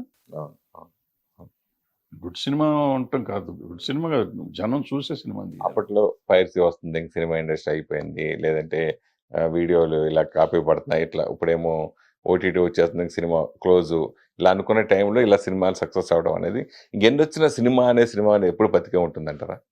100% బతికే ఉంటుంది. ఇప్పుడు నేను ఫర్ ఎగ్జాంపుల్ కార్తికేయ 2 చెప్తాను. కార్తికేయ 2 నేను ఇట్లా టీవీలో చూసి నేను ప్రొడ్యూసర్కి ఫోన్ చేశాను, నాకు ఎట్టగిన సినిమా చూపించాను. థియేటర్ల కోసం ట్రై చేశాను. ఇప్పుడు ఈ బలగం ఇవన్నీ వచ్చినాక ఏంటంటే సినిమా ఓటీటీలో రిలీజ్ అయినాక కూడా థియేటర్లో రన్ అవుతుంది. అప్పుడు అది రన్ అవ్వాల, రిలీజ్ అయిన రోజే చూశాను. నెక్స్ట్ డే తీసారంట. అది ట్రై చేస్తే ప్రొడ్యూసర్ ఫోన్ చేసి, బాబు నాకు సినిమా థియేటర్లో చూడాలని ఉంది. ఆ theatre experience is an experience. అది ఎప్పుడు పోదు. పోతే ఓ 10% 20% తేడా రావచ్చు. ఇప్పుడు ఆ 10% 20% కూడా నా లెక్కలో తేడా రానే రాదు. వీళ్ళు ఎవరో సినిమా చూసే బ్యాచ్ కాదు. మనం టీవీల్లోనే ఫేస్బుక్లో తిట్టేవాళ్ళు, ఇంటర్నెట్లో దాంట్లో పెడతాంటారు, అది ఇన్స్టాగ్రామ్ దేంట్లో పెట్టేవాళ్ళు, వీళ్ళు ఎవరో సినిమా చూసేవాళ్ళు కాదు. ప్లస్ హేట్రెడ్ గ్యాంగ్ వీళ్ళంతా. నాకు ఓ పలానా హీరో మీద దొబ్బుదేలు ఉంటే నేను పెట్టేస్తా, చెత్త సినిమా, చండాలపు సినిమా, ఇట్లా రాడ్ వేసాడు, తొక్కేసాడు, నా కొడుకులకి ఈడు సొమ్మ, ఈడు ఎప్పుడండి రాడు దింపాడు, తోలు దింపాడు. ఇప్పుడు జనం లేకపోతే రిజెక్ట్ చేస్తున్నారు, నెక్స్ట్ డే రిజెక్ట్ చేస్తున్నారు సినిమా. ఆ రాడ్ దింపాడా బోర్డు దింపాడు నువ్వు ఎందుకు చెప్పాలా? సో ఒకళ్ళొక హీరోలు ఒకళ్ళు పడకుండా ఒకటి ఇష్టం, హీరోలు బంగారం లాగా ఉంటారు. హీరోలు బాగానే ఉంటారు అంటే నేను ఫ్యాన్స్ అభిమానులు ఒక హీరో అంటే ఒక అభిమాని పడకుండా కొంచెం అట్లా చేయడం వల్ల ఈ మధ్యన వచ్చిన సోషల్ మీడియాలో అసలు సినిమా రిలీజ్ మార్నింగ్ షోకే ఇది వరకు మనకి రివ్యూలు రాసినప్పుడు రివ్యూలు మనం తిట్టేవాళ్ళు, కొంతమంది ఇండస్ట్రీ తరపు నుంచి నేను మాట్లాడేది, ఏంటి ఇట్లా రాసేస్తారు సినిమా అవ్వకుండా 2 రోజుల తర్వాత 3 రాయాలని ఇట్లా అనుకునేవాళ్ళు. కానీ ఇప్పుడు అసలు ఎవరి కాల్ రివ్యూ చెప్పేస్తాను చూసిన తర్వాత, అరచేతుల్లో చెప్పాడు, సోషల్ మీడియా బాగా పెరిగిపోవడం, ఆ సినిమా అంత ట్రోలింగ్ చేసేయడం, దాన్ని ఎవరు పట్టించుకోరు నా ఉద్దేశం. అది ట్రోల్ చేసినా ఏం చేసిన సినిమా బాగుంటే ఎవడేం చేయడు, ఎవడేం చేస్తాడు. ఫర్ ఎగ్జాంపుల్ ఇందాక బేబీ సంగతి మీరు ఎత్తారు. బేబీ మీ గురించి బూత్ సినిమా అన్నోళ్ళు ఉన్నారు, పనికిరాని సినిమా అన్నోళ్ళు ఉన్నారు. మరి దాన్ని ఆగింది, అది ఆగుతుందా? ఆగదు, ఏ సినిమా ఆగదు. బాహుబలి ఏముంది, ఏమో విట్లాచారి సినిమా అన్నారు, మరి ఆగిందా? 2.5-3 కూడా ఇచ్చినవి ఉన్నాయి దానికి. త్రిబుల్ ఆర్ ఏముంది సినిమా అన్నారు, మరి ఆగిందా? 1000 కోట్లు చేసింది. ఇవన్నీ మనం అనవసరంగా భ్రమపడతాం అనమాట. మనకిష్టం లేకపోతే దాన్ని 100 అంటాం. నాకు నచ్చి ఉండకపోవచ్చు త్రిబుల్ ఆర్, తప్పలేదు, నా ఇష్టం, నేను టికెట్ పెట్టుకున్నాను, నాకు నచ్చకపోవచ్చు. బట్ దాని గురించి రాడు తొక్క తోటకూర నువ్వు టెక్నికల్గా చెప్పు, నాకు ఈ సినిమా ఇలా ఎందుకు బాగాలేదని నువ్వు చెప్పు, తప్పులేదు. అది నీ ఇష్టం, నీ అభిప్రాయం, డబ్బులు పెట్టి కొన్నావు కాబట్టి. అది కూడా అవసరం ఏంటి, నీకేం పని లేదా? శుభ్రంగా అమ్మ నాన్న చదివించారు, ఉద్యోగం చేసుకుంటున్నావు, చదువుకుంటున్నావు, ఉండగా దీంట్లో పెట్టి ఇది రాడురా ఇది బోర్డురా, నీకెందుకు ఇది అవసరమే ఉంది? If it is a profession, నేను క్రిటిక్ని, నాకు ఇదే పని అన్న తప్పులేదు. క్రిటికల్గా చెప్పండి, తప్పులేదు. ఇప్పుడు సినిమాటోగ్రఫీ అమెండ్మెంట్ దాని గురించి ఎక్కువ 1954 యాక్ట్ కొంతమంది యాక్సెప్ట్ చేస్తారు, కొంతమంది ఇట్లా అన్నారు. మన దిల్ రాజు గారు కూడా అది మంచిదే, అది జీవం మంచిదని మోదీ గారు కూడా అభినందించి చెప్పడం. అది మంచిదంటే ఏముంది దాంట్లో, వాళ్ళు శిక్షా స్మృతి పెంచాం అన్నారు. మనకు ఆల్రెడీ 3 ఏళ్ళు మనకి ఎక్కువ కోర్టు కూడా పెట్టించాం. అప్పట్లో శ్యాంప్రసాద్ రెడ్డి గారు వీళ్ళంతా కష్టపడి పాపం కోర్టు కూడా పెట్టారు దానికి. ఇండియాలో ఎక్కడా లేదు, ఇక్కడ ఇప్పుడు కోర్టు పని చేయట్లేదు అనుకోండి. సో ఇట్లాంటివి చేసాము, పెట్టారు. దానివల్ల ఎంత లాభం ఉంటుందనేది కావాలి. చట్టాలు చేయటం ముఖ్యం కాదు. ఇప్పుడు ఇక్కడ జరిగినప్పుడు నిర్భయ చట్టం తెచ్చారు. నిర్భయ చట్టం తెచ్చి నిర్భయ కేసే 7 ఏళ్ళు పట్టింది. ఏముంటుంది, ఏం వస్తున్న కేసు, మనం చట్టం మార్చినందువల్ల మనకి ఎంతవరకు మార్పు వస్తుంది అనేది ఆలోచించాలి. ప్రతి చట్టం మంచిదే, ప్రతిదీ ఎవరు చేసినా ఎవరు చెడు ఉద్దేశంతో చేస్తారని నేను అనుకోను. బట్ దాన్ని ఆచరణలోకి ఎలా తీసుకురాగలం, ఆచరణ యోగ్యమా ఆమోదక యోగ్యమా అనేది చూసుకోవాలి. ప్లస్ ఇంకోటి ఏంటంటే, సినిమాల గురించి ఎప్పుడన్నా చట్టాలు తీసుకుంటే సినిమా వాళ్ళని కూడా కన్సిడర్ చేయాలి. ఎవరో ఒకరిని, ఆర్గనైజేషన్స్ ఉన్నాయి కదా, ఎవరి ఇష్టం వచ్చినట్టు అటు తీసేసి చేసేస్తుంటే. అందువల్ల కాపీరైట్ యాక్ట్ చేశారు. కాపీరైట్ యాక్ట్ ఏంటంటే, ఇప్పుడు నేను సినిమా తీస్తున్నా, నేను ఒక కథ తీసుకున్నా, కథలో ఒక సిచ్యువేషన్ తీసుకుంటా, తీసుకుని దానికి ఒక పాట రాయిస్తాను. అంటే సిచ్యువేషన్ నేను ఇస్తున్నా, పాట నేను ఇస్తున్నా, మ్యూజిక్ డైరెక్టర్ డబ్బులు ఇస్తున్నా, రైటర్కి డబ్బులు ఇస్తున్నా, ఆర్కెస్ట్రాకి డబ్బులు ఇస్తున్నా. కానీ హక్కు నాది కాదు, పాట మీద హక్కు నాది. పాట మీద హక్కు ఎవరిదో రైట్స్ కొనుక్కున్న వాళ్ళదంట. దానికి ఇప్పుడు నేను నా ఫిల్మ్ నగర్ క్లబ్లోనో లేకపోతే మన ఆఫీస్లో పండగ ఏదైనా ఫెస్టివల్ చేసి నా సినిమా 100 days ఫంక్షన్ చేసి నేను పాట పెట్టుకుంటే నేను వాళ్ళకి వచ్చి డబ్బులు ఇవ్వాలి. నేను ఇది ఎక్కడ కూడా నేను ఇన్ని కోట్లు ఖర్చు పెట్టి నేను సినిమా తీస్తే నేను సిచ్యువేషన్ ఇవ్వకపోతే ఆయన పాట రాసింది నేను కొనుక్కుంటే అనుకోవచ్చు. డబ్బులు ఇచ్చేది అక్కడ వెస్టర్న్ కంట్రీస్లో ఉండేది. వెస్టర్న్ కంట్రీస్లో ఏంటంటే ప్రైవేట్ ఆల్బమ్స్ అన్ని, వాళ్ళకి సినిమాలో మ్యూజిక్ లేదు. మనకి సినిమాలో పార్ట్ మ్యూజిక్. ఇప్పుడు మనకి ఎంత దరిద్రం అంటే, మన సినిమా తీస్తే ఆడియో కంపెనీకి ఇచ్చేస్తే ట్రైలర్ వేసుకుంటానికి, ట్రైలర్లో యూట్యూబ్ రైట్స్ మనవి కాదు, ట్రైలర్ వాళ్ళు వేయాలి, మన వేస్తానికి వీలు లేదు. ఇది ఎక్కడ సినిమా ట్రైలర్ వేసుకుంటానికి కూడా హక్కు లేని దౌర్భాగ్యపు స్థితిలో ఉంది మనం. మరి మీకు డబ్బులు ఇస్తున్నారు కదా ఎవరు? ఆడియో కంపెనీ కొనుక్కున్న వాళ్ళు ఇవ్వద్దు మనీ. మీరు అమ్ముకోకుండా ఉంటే మీకే ఉంటుంది కదా. అట్లా కాదు, నాకు డబ్బులు దేనికి ఇస్తున్నారమ్మా? రైట్స్ తీసుకున్నందుకు, ఆడియో రైట్స్ తీసుకుని ఆడియో రైట్స్ మీద అతను సంపాదించుకుంటున్నాడు కదా, దాన్ని మనం అడగట్లేదు కదా. లాస్ వచ్చి కూడా ఉంటాయి కదా. ఇప్పుడు నేను వెళ్ళి అతను అడుగుతున్నాను, అతను కదా కొనుక్కుంటున్నాడు, నేను అడగట్లా. అది నీ వ్యాపారం, నువ్వు లాభం వస్తే నువ్వు తీసుకుంటున్నావు, నష్టం వస్తే కూడా నువ్వు తీసుకోవాలి. అంతే తప్ప ఇది నన్ను వ్యాపారం చేసుకోనివ్వద్దంటాను. నువ్వెవడు? నేను తయారు చేసే ప్రోడక్ట్ని, నేను మొత్తం ప్రోడక్ట్ తయారు చేసి ఒట్టి పాటలే తయారు చేయలే. ఆ ప్రోడక్టు, ఈ పాటలు నా సినిమాలో ఇది. ఇప్పుడు అల్టిమేట్గా టీవీ ఛానల్లో సినిమా కొనుక్కుంటాడు శాటిలైట్, అతను కూడా వాళ్ళకి డబ్బులు ఇవ్వాలి. ఏది ప్రోగ్రాంలు, డీలు, డ్యాన్సులు, సాంగ్ వేస్తే డబ్బు, అతని రైట్స్ అతనే ఉంటాయి. యాక్చువల్గా శాటిలైట్ రైట్స్ ఆ టీవీ ఛానల్లో ఉన్న దీనికి ఇది ఏమి న్యాయం? మీరందరూ ఏం చేస్తారు సార్? అక్కడ ఎవరు పాటలు రచయితకు ఇప్పుడు డబ్బులు వస్తున్నాయి, సంగీత దర్శకుడు వస్తున్నాయి, సింగర్స్ డబ్బులు వస్తున్నాయి, ఈ దర్శక నిర్మాతలు ఏం చేస్తున్నారు? అదే నేను అడుగుతున్నానమ్మా. ఇప్పుడు ఇంతవరకు సోదంతా అదే నేను చెప్పేది. అంటే మన దరిద్రం ఏంటంటే, అక్కడ చట్టాలు ఎందుకు జరుగుతున్నాయి అనేది ఇక్కడ ఎవరికి తెలియదు, ఎవరిని అడగరు. ఎవడో ఇన్ఫ్లుయెన్స్ ఉన్నాడు, ఎవడో చేసేసుకుంటాడు, మారిపోతూ ఉంటుంది అది. సో ఇప్పుడు ఇదంతా చెప్పింది ఏంటంటే, ఆ చట్టం గురించి, నువ్వు ఇందాక అడిగిన చట్టం గురించి, అది ఎంతవరకు పనికి వస్తుంది అనేది వీళ్ళకి ఎవరికైనా తెలుసా? ఇప్పుడు ప్రాబ్లం ఏంటంటే, గవర్నమెంట్ చేసింది మనం మెచ్చేసుకుంటే బెటరు. వాళ్ళు జిఎస్టీ ఎందుకు వేస్తున్నారని ఎవరిని అడిగారు వీళ్ళు? ఇవాళ జిఎస్టీ ఎందుకండి సినిమాకి అంత 18% జిఎస్టీయా? 18% జిఎస్టీ ఇస్తున్నాం. 100 రూపాయలు అంటే 120 రూపాయలు టికెట్ కడుతున్నాం మనం ప్రజల మీద. ప్రతి రూపాయి మీద ఇప్పుడు జిఎస్టీ వస్తుంది. ఎట్లా అకౌంటబిలిటీ అది? ఇవన్నీ అడగట్లేకుండా మనం వాళ్ళు ఏది చేస్తే అది రైట్, ఆహా అద్భుతం అనుకుంటే కూర్చుంటే ఇట్టగా ఉంటుంది. అంటే ఇలాంటి సమస్యలు ఇప్పుడు మెయిన్ ఇప్పుడు చాంబరే కదా సార్ ఫైనల్గా మనం డెసిషన్ తీసుకుని చేసేది ఇండస్ట్రీ తరపు నుంచి. సో ఇప్పుడు కొత్తగా దిల్ రాజు గారు ప్రెసిడెంట్గా వచ్చారు. సో ఇప్పుడున్న సమస్యలు ఇప్పుడు మీరు చెప్పారు పాటల గురించి, ఆడియో రైట్స్ గురించి, దేని గురించి వీళ్ళందరికీ ఒక యూనిట్ ఉంది. మన ప్రొడ్యూసర్లకి, డైరెక్టర్లకి వీళ్ళకి ఎవరికి యూనిట్ లేకుండా పోయింది. సో అలాంటి సమస్యలు మీకు ఇంకా అనిపించినవి ఏంటి? ఆ సమస్యల్ని ఇప్పుడు దిల్ రాజు గారు పరిష్కరించగలగరా, చేయగలుగుతారన్న నమ్మకం మీకుందా? మనకు తెలియదు, మనకెందుకు వచ్చింది చెప్పు. వాళ్ళ రాజకీయాలు వాళ్ళే, మనకెందుకు. వచ్చినాయి చెప్తాం, ఆవిడని అడిగితే చెప్పాలి, అడగకుండా. ఎందుకంటే ఇక్కడ ఏదో మన ఇద్దరం చర్చించుకుంటున్నాం కాబట్టి చెప్పుకుంటూ పోతున్నాం. నాకేం తీట పట్టింది ఇళ్ళే దిల్ రాజు గారితో కూర్చుని. ఆయనకి అంత టైం ఉండదు, ఆయన బిజీ ప్రొడ్యూసర్, ఆయన బిజీ ప్రొడ్యూసర్, ఆయనకి టైం ఉండదు. ఆయన ఇంటానికి టైం ఉంటుందా, ఉండదు. మనకెందుకు చెప్పు. అయితే ఏం చేస్తాం? నాకు అవసరం లేదు, ఇవాళ నేను సినిమా తీయట్లేదు, నాకు పోదు. మీరు కూడా బిజీగా ఉన్నా కానీ మీరు కూడా కొన్ని సమస్యలు చేసి ఉండొచ్చు, చేయకపోయి ఉండొచ్చు. సో నా తీట నాది, నేను అప్పుడు ఆ గోల ఉండి చేశాను. వాళ్ళకి తీట గోల ఉందో లేదో నాకేం తెలుసు. అది కాకుండా ఇవాళ ప్రొడక్షన్లో ఉన్న వాళ్ళకి తెలిసినంత నాకు తెలియదు. నేను చెప్పినవన్నీ జనరల్ ఐటమ్స్. ఇవాళ ప్రొడక్షన్లో ఉన్న వాళ్ళకి వాళ్ళు కొన్ని కొత్త వచ్చిన టెక్నాలజీ మారిపోయింది, సిస్టమ్ మారిపోయింది. సో వాళ్ళందరూ కూర్చొని మాట్లాడుకొని చేసుకోవాలి. వాళ్ళు నిజంగా అంటే ఎవరన్నా పిలవాలి, సీనియర్స్ ఎవరన్నా తెలిసిన వాళ్ళు ఉంటే పిలిచి మాట్లాడుకుని ఇంకేమన్నా చేద్దామా అని ఆలోచిస్తే బాగుంటుంది. పిలవని పేరెంటాలకి మనం వెళ్ళి నువ్వెందుకు వచ్చావు అనిపించుకోవటం అవసరం మనకి. ఇదివరకు అసలు ఏ సమస్య వచ్చినా ఏది వచ్చినా కానీ ఒక పెద్ద తరహాగా మీలాంటి వాళ్ళు చాలా మంది వచ్చి పార్టిసిపేట్ చేసేవారు. ఇప్పుడు ఇప్పుడు ఆ కలుపుకొలతనం ఇప్పుడు పోయిందా? అవన్నీ అక్కర్లేదనే కదా ఎలక్షన్లు అట్లా కొట్టుకున్నారు మొన్న. వాళ్ళు పెద్దవాళ్ళు అనుకున్నారు, కొట్టుకుంటున్నారు. పెద్దవాళ్ళు అంటే నిజంగా పెద్దవాళ్ళు, డెఫినెట్గా వాళ్ళ మార్కెట్ ఉన్న పరిస్థితుల్లో వాళ్ళు సూపర్ స్టార్స్. వాళ్ళంతా వాళ్ళని కాదంటానికి ఏం లేదు, మనకి అసలు అనే హక్కు లేదు. బట్ దానికి కూడా కొన్ని పద్ధతులు ఉంటాయి, పద్ధతిగా చేసి.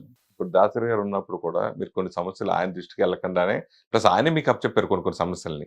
మీరు ఆయన చేయలేని పనులు కూడా మీరు చేశారు కొన్ని మాకు తెలిసి ఉండి. అలాంటి భరద్వాజ గారు ఎందుకు ఇట్లన్నింటికి బాగా దూరం అయిపోయారు? ఎందుకు దూరం అవటం లేదు. ఇప్పుడు నేను దాసనారాయణరావు గారి టైంలో ఏంటంటే, యాక్చువల్గా దాసనారాయణరావు గారు మెడ్రాస్లో ఉండేవారు, ఇక్కడ తర్వాత వచ్చారు. సో ఇక్కడ ఉన్నప్పుడు అప్పుడు నేనే మొత్తం ఇక్కడ హ్యాండిల్ చేశాను కొంతకాలం. తర్వాత ఆయన వచ్చినాక ఆయన హ్యాండిల్ చేస్తా ఉంటే ఆయన చేసి ఆయన చెప్పేవి కొన్ని, చెప్పకుండా కొన్ని ఆయన దగ్గరికి వచ్చినాయి అని నా దగ్గరికి తోసేవారు. నువ్వు చేసుకే చూడబోయే భరద్వాజ్ అనేవారు.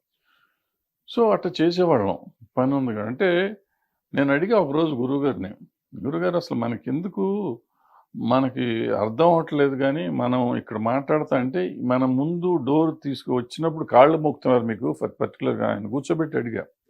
రాగానే కాళ్ళకి దండం పెడుతున్నారండి. సార్ మీరు తప్ప దేవుళ్ళు లేరు గురువు గారు అంటున్నారు. తలుపు దగ్గర మనకు వినపడతా ఉండగానే మన బూతులు తిట్టుకుంటూ వెళ్తున్నారు ముండా కొడుకులాళ్ళు. ఈ నా కొడుకులకి మనం ఎందుకు చేయాలి సార్ అని అడిగాను. ఆయన ఒకటి చెప్పాడు నాకు, మనం అనేవాళ్ళం మనం చేస్తామా చేయమా, అవుతుందా అవుదా కాదు, మన లాంటి వాడు ఒకడు ఉన్నాడు అనేసరికి వాళ్ళకి సమాజంలో కొంతమందికి భయం ఉండి కొంతన్నా తగ్గుతుంది. మొత్తం 100% మనం సాల్వ్ చేయలేం, కరెక్ట్, 100% ఎప్పుడు సాల్వ్ చేయలేం. బట్ 70-80% కట్ అయితే అవుతుంది. సో ఆ భయాన్ని మెయింటైన్ చేద్దాం. అవసరం ఉన్న పాపం అవకాశం ఉండి ఎవరికైనా జరిగింది అనుకో, మనం చెప్పినవన్నీ ధర్మం అని కాదు, కొన్ని జరిగినాయి అనుకో సంతోషించాలి మనం, పక్కనోడికి హెల్ప్ చేసామని.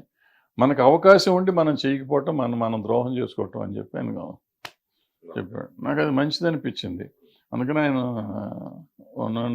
కాలం చేశాను. ఆయన వెళ్ళిపోయినాక అసలు నాకే మనసు లేదు, మానేసి. ఎవరు ఇప్పుడు మన వరకు చిరంజీవి గారిని మీరు ఉండమని, మీలాంటి కొంతమంది ఉండమని చెప్పినా కానీ అలా జరగట్లేదు. What next?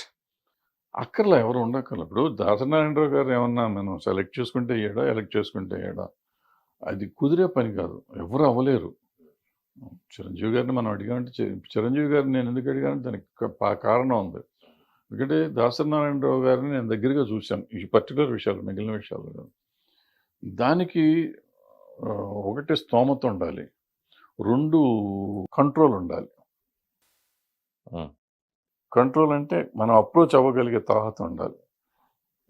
ఆ దాసనారాయణరావు గారు సినిమాలు తీసినా తీయపోయినా మొత్తం ఇండస్ట్రీలో ఉన్న ప్రతి వాడితోనూ సెక్రటరీ చేసి ఫోన్ చేయమంటే అవతల ఫోన్ ఎత్తారు. నువ్వు ఫోన్ చేస్తే ఎవరు ఎత్తరు వాళ్ళ ఫోన్. బట్ చిరంజీవి గారు ఫోన్ చేస్తే ఎత్తారు. సో అందుకని చిరంజీవి గారు ఉండాలన్న. ప్లస్ నలుగురిని పిలిస్తే కూర్చోబెడితే అక్కడ ఇంటికి వస్తే పిలిపిస్తానికి, ఆయన ఇంటికి వస్తే కూర్చుంటానికి, టీ ఇస్తానికి, మా ఇంటికి వస్తానికి ఎవరు రాలేరు.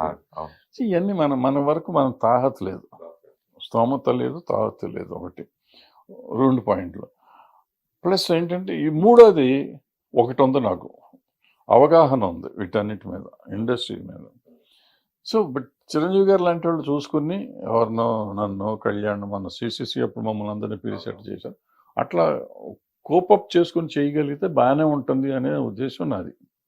నన్ను పిలవాలనే ఉద్దేశం కాదు, ఎవరో ఒకళ్ళని, ఆయనకి తెలిసిన వాళ్ళు ఉంటారు కదా, వాళ్ళని పిలుచుకొని చేసుకుంటే బాగుంటుంది, ఈజీ కంట్రోల్. ఆ తర్వాత చిరంజీవి గారు ఉన్నప్పుడే కొన్ని జరిగినాయి కూడా. చిరంజీవి గారు కోఆర్డినేట్ చేశారు కాబట్టే కొన్ని జరిగినాయి, జరగకూడని కూడా జరిగినాయి. ఓకే. సో అలాంటి వాళ్ళు ఉండాలి. దానికి ఏంటంటే అవసరమైనప్పుడు మనం కలుపుకునేటట్టు ఉండాలి. ఇప్పుడు నేను అనుకుంటున్నా చిరంజీవి గారికి కూడా చేయి దాటిపోయిందేమో అనుకుంటున్నాను. ఇప్పుడు అంత డిఫరెంట్గా తయారైపోయింది సమాజం, ఇండస్ట్రీ. ఎవరి కాలే కొంచెం సెల్ఫ్ మేడ్ ఎక్కువైపోయింది, సెల్ఫ్ మేడ్ అయిపోయారు, వైషమ్యాలు పెరిగిపోయినాయి ఒకరికొకరు. అది I don't think it works out. ఇప్పుడు సినిమా పరిశ్రమకి రిలేటెడ్గా ఉండే గవర్నమెంట్ పోస్టులు, దాంట్లో అసలు సినిమాకి సంబంధం లేని ఉంటాం. ఇప్పుడు ఎఫ్డీసీ చైర్మన్ ఆంధ్రలో అంటే ఓకే, పోసాని గారికి ఇచ్చారు, ఒక సినిమా వాడు ఓకే. ఇప్పుడు మన తెలంగాణ విషయానికి వచ్చిన తర్వాత అనిల్ అనే ఆయన రావటం, అంటే మీలాంటి సీనియర్స్ బోర్డు మంది చాలా మంది ఉండగా, సో ఆ పోస్టులు కూడా మీరు ఎందుకు అడగకుండా ఇండస్ట్రీకి సంబంధం లేని మనుషులు ఉంటాం, ఏం జరుగుతుంది ఏం అర్థం కాని విషయం, అంటే ఆయనకి ఇవ్వకూడదని కాదు అని కాదు, అంటే సినిమా రిలేటెడ్ ఉన్న వాళ్ళకి అయితే కొంచెం అవగాహన ఉంటుంది, ఇక్కడ సమస్యలు అనేవి తెలుస్తూ ఉంటాయి, కొంచెం సార్ట్అవుట్ చేసుకోవచ్చు కదా అంటుంది. అది మనం అపోహ. సినిమా ఇండస్ట్రీ వాడే ఎందుకు ఉండాలి అనుకుంటే, ఇప్పుడు సెన్సార్ బోర్డు ఉంటుంది, సెన్సార్ బోర్డు సినిమా వాడికి ఇవ్వాలని అనుకుంటాం లేదు. ఒకప్పుడు సినిమా వాళ్ళకి ఇచ్చేవారు, ఇప్పుడు సెన్సార్ బోర్డు చైర్మన్ ఎవడో ఉంటాడు. ఎందుకు అలా చేజారుకుంది? చేజారటం కాదు, చేజారటం కాదు, మనం ఉంటేనే చేస్తామని. ఇప్పుడు మనం వెళ్తే మనం బయాస్డ్గా చేయొచ్చు. సో వాళ్ళు వస్తే ఇంకా బెటర్ అవగాహన ఉంటుంది కదండి మనకి పరిస్థితుల గురించి ఉండాలి. అంటే అవగాహన అనేది, ఇప్పుడు ఇందాక నేను క్రిటిక్స్ గురించి మాట్లాడాను చూడు, critic need not be a good director or good producer or good actor. Critic can be a critic. అట్లాగే ఈ పోస్ట్ చేసేవాడు, వాడికి ఎంతో కొంత అవగాహన తెలుసుకోగలిగితే చాలు. వాళ్ళ నెట్ వచ్చేసినాక చాలా ప్రతి వాడికి అన్నీ తెలుస్తాయి. తెలుసుకుని దాని మీద టైం స్పెండ్ చేసేవాడు కావాలి. ఇప్పుడు నన్నో నిన్నో పెట్టాలి అనేది ఒక ఆలోచన, అది వేరే. మన కాకుండా ఎవరినో పెట్టాడు, అతను టైం స్పెండ్ చేయగలిగితే చాలు, అతను మంచివాడైతే చాలు. అతను బయాస్డ్గా ఉండకుండా టైం స్పెండ్ చేసి నలుగురు మాటలు వినేసి మంచి చేసేవాడు చాలు, ఎవడైనా పర్లేదు. సినిమా ఇండస్ట్రీకే ఉండాలి అని రూల్ ఎందుకు? ఎందుకంటే పొలిటికల్ పార్టీస్ వాళ్ళకు ఉండే 190 ప్రాబ్లమ్స్ వాళ్ళకు ఉంటాయి. వాళ్ళ ప్రాబ్లమ్స్లో మనం వెళ్ళి మాకివ్వండి అని అడుక్కోవాల్సిన అంత అవసరం మనకి ఇండస్ట్రీకి లేదు. సో వాళ్ళు పెట్టేవాళ్ళు టైం చేసేవాళ్ళు. అనిల్ ఉన్నాడు, డెఫినెట్గా అతను పాపం స్పేర్ చేస్తాడు. అక్కడ ఏమీ లేదు అతనికి, పేరుకి అతను చేయడమే కానీ చేస్తానికి అక్కడ ఏమీ లేదు. ఉంటే మాత్రం డెఫినెట్గా ఈజ్ ఎ నైస్ చాయిస్. నేను అతన్ని అడిగా, నువ్వేంది ఆయన అమెరికా నుంచి వచ్చి ఇక్కడ ఏం ఉద్యోగం, నీకు ఏం పనికి వస్తావంటే అతను ఎక్స్ప్లెయిన్ చేశాడు, నేను ఇటు ఉంటాను. ఉంటున్నాడు, 24 hours ఉంటున్నాడు అతను, అవైలబుల్. ఏం చేస్తాడు, ఉండటం ఎందుకు, లాభమే ఉంది. నువ్వు 11ంటికి వెళ్ళి అతను ఉంటాడు ఆఫీస్లో, లాభం ఏంటి? పనులు అవుతాయి, పనులు జరగవు. ఏం లేదు, అతనికి పవరే లేదు కదా, ఏమి ఇవ్వలేదుగా. నువ్వు ఏమన్నా పని అప్పచెప్పి ఉంటే అతను వెయిట్ చేస్తున్నాడు, పని అప్పచెప్తారేమో, వాళ్ళు అప్పచెప్తే మనం వెళ్ళి అడుగుతామని. వాళ్ళు అప్పచెప్పట్లేదు, మనం వెళ్ళి అడగట్లేదు. మరి ఎఫ్డీసీ చైర్మన్ అంటే ఇదివరకు కొంచెం, అంటే అప్పుడు నీకు సబ్సిడీలు ఉండేవమ్మా, చిన్న సినిమా పెద్ద సినిమా సబ్సిడీలు, ట్యాక్స్ చేంజెస్ ఇవన్నీ ఉండేవి. ఇప్పుడు ఏమీ లేదు. ఎందుకు రిజిస్టర్ చేస్తాం? రిజిస్ట్రేషన్ చేయమంటున్నారు మనం చేస్తే 5,000 10,000 బొక్క మనకి. ఏంటది, దానివల్ల వచ్చే లాభం ఏంటి? ఏం లేదు. ఇప్పుడు ఫర్ ఎగ్జాంపుల్ నేను బోళాశంకర్ ఉంది, బోళాశంకర్కి వాళ్ళు ఏదో అప్లికేషన్ పెట్టారు, అది ఎఫ్డీసీలో చిన్న సినిమా పెద్ద సినిమా అంటాడు. ఎక్కడ చిన్న సినిమా పెద్ద సినిమా? నీ దగ్గర ఏముంది అసలు? నువ్వేమిస్తున్నాను? నేను చిన్న సినిమా పెద్ద సినిమా నేను రిజిస్టర్ చేయాలి. నాకేమన్నా ఇస్తా అంటే నువ్వు చిన్న సినిమా పెద్ద సినిమా అనాలి. ప్లస్ అసలు ఎవరు పెట్టమన్నారు మిమ్మల్ని? అసలు 100 కోట్లు ఖర్చు అవ్వాలని నువ్వు పెట్ట ఎవరిని అడిగి పెట్టావు? నన్ను అడిగారా? మీ అంతటి మీరు అనేసుకుని మీరంతటి మీరు ఏదో చేసేసి దాని మీద పెడితే, అఫ్కోర్స్ ఆ సినిమాకి మన వాళ్ళు పెడతాం కూడా తప్పు అనుకో, అనవసరంగా పెట్టారు. వచ్చిన తర్వాత సాధించారు. వచ్చిందా? లాస్ట్ పాయింట్లో తెలియదు, నాకు తెలియదు వచ్చిందా. దాని రచ్చరచ్చ అయిపోయింది దాని గురించి మొత్తం. అది తిట్టుకున్నారు, అనవసరం కదా, ఏమొచ్చింది మనకి, దానివల్ల వచ్చే లాభం లేదు నష్టం లేదు, అనవసరం అసలు దానికి. అసలు వాళ్ళు అడగటమే తప్పు, ఆ 12 పాయింట్లు అడిగారు, అడగటమే తప్పు. మనం అడగటం తప్పు అనేది పక్కన పెడితే వాళ్ళు అడగటం కూడా తప్పు. అప్లై చేయడం ఫస్ట్ అప్లై చేశారు కదా, అప్లై చేయడం తప్పు నా ఉద్దేశం లేదు. నేను ప్రొడ్యూసర్ అయితే నేను అప్లై చేయను, ఎందుకంటే నాకు తెలుసు ఆ సినిమా మొదలెట్టినప్పటి నుంచి నాకు తెలుసు ఆ సినిమా ఓ పద్ధతిలో తీద్దాం అనుకున్నాను. ఆ సినిమాకి అక్కర్లేదు, ఎందుకంటే అంతకు ముందు సినిమాలకు మనకు అక్కర్లేనప్పుడు, అంతకు ముందు దీనికంటే పెద్ద సినిమాలు, చిరంజీవి గారి సినిమాలైనా పెద్ద సినిమాలు, వాటికి అప్లై చేయలేదు. నాకు అక్కర్లేదు అని స్టేట్మెంట్ కూడా ఇచ్చారు. మరి ఈ సినిమాకి ఎందుకు అప్లై చేశారు? చేయకూడదు, బట్ చేశారు. సార్ వాళ్ళ ప్రొడ్యూసర్లు ఇష్టం, దాని గురించి మనం మాట్లాడదానికి కామెంట్ చేస్తాను, ఐఎమ్ నో బడీ. కానీ ఎట్టిపోయి చేశాడయ్యా, చేస్తే నువ్వేంటి అడుగుతావు? అది ఏం పద్ధతి? రిజిస్టర్ చేయలేదన్నారు, ఆ 12 కారణాలు ఏవో చెప్పారంట. అందులో ఏదో ఇన్కమ్ ట్యాక్స్ అంట. ఇన్కమ్ ట్యాక్స్ సినిమా రిలీజ్ అయినాక కదా మనం ఇన్కమ్ ట్యాక్స్ రిటర్న్స్ సబ్మిట్ చేస్తాము. నా రిటర్న్స్ ఇవ్వమంటారు. ఎందుకు నీకు? నేను కోర్టులో వేస్తే కోర్టులో గెలిచినట్టున్నారంటే కోర్టులోకి ఎప్పుడు కోర్టులో తెచ్చుకుంటారు, అనవసరం, అసలు అనవసరం. ఇది అంటే మామూలుగా టీడీపీ ప్రభుత్వం అంటే సినిమా వాళ్ళకి దగ్గరగాను, అదర్ ప్రభుత్వాలు అంటే కొంచెం ఇప్పుడున్న ప్రభుత్వాలు కొంచెం వ్యతిరేకంగా, ఇట్లా ఎందుకు అట్లా మారిపోయింది? ఎందుకు సపోర్ట్ చేయదు గవర్నమెంట్ సినిమా వాళ్ళకి? ఏమి లేదు, సపోర్ట్ చేయటం అంటే ఏముంది దీంట్లో? సపోర్ట్ చేయకపోవటం మనమే ఒకరోజు వెళ్ళి బాగుంది అంటున్నాం, ఒక రోజు బాగాలేదు అంటున్నాం. ముందు మనలో